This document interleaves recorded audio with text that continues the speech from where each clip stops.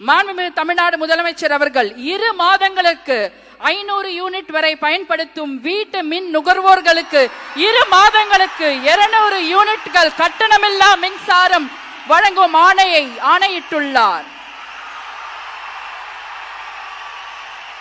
மாண்புமிகு தமிழ்நாடு முதலமைச்சர் அவர்கள் பெண்களின் பாதுகாப்பினை மேம்படுத்தும் பொருட்டு தடுப்பு மற்றும் பாதுகாப்பு யுத்திகளை முதன்மை மற்றும் ஒற்றை இலக்கை கொண்டு செயல்பட சிங்கப்பெண் சிறப்பு அதிரடி படையை உருவாக்குவதற்கு ஆணையிட்டுள்ளார்.